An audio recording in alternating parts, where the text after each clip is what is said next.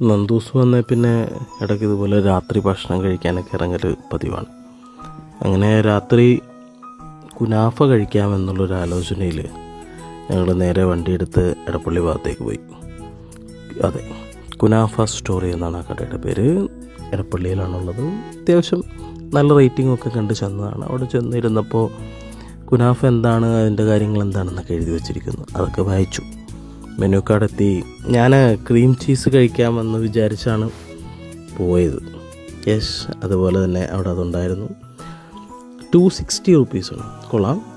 അങ്ങനെ ഞങ്ങളത് ഓർഡർ ചെയ്തു. വേറെ എന്തൊക്കെ ഉണ്ടെന്നൊക്കെ ഉള്ളതൊന്ന് പരിശോധിച്ചു. എന്നാലും കുനാഫയാണ് മെയിൻ ലക്ഷ്യം എന്നുള്ളതുകൊണ്ട് ഇതാ കുനാഫ എത്തി.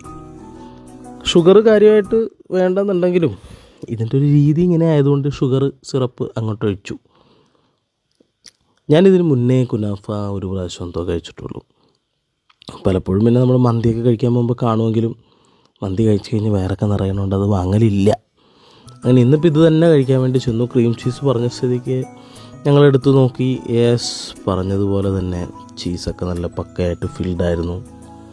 പിന്നെ ഇത് അപ്പം തന്നെ പ്രിപ്പയർ ചെയ്ത് തരുന്നതുകൊണ്ട് ചെറിയ ചൂടുണ്ടായിരുന്നു, ശ്രദ്ധിച്ചില്ല. നേരെ ഞാനെടുത്ത് വായിലേക്ക് വെച്ചു. പൊള്ളിപ്പോയി. പക്ഷേ കൊള്ളാം, ടേസ്റ്റ് വാസ് അമേസിങ്. അങ്ങനെ ഞങ്ങളുടെ രാത്രിയിലെ സ്നാക്കിംഗ് ഔട്ടിംഗ് സക്സസ്ഫുള്ളി കഴിഞ്ഞു.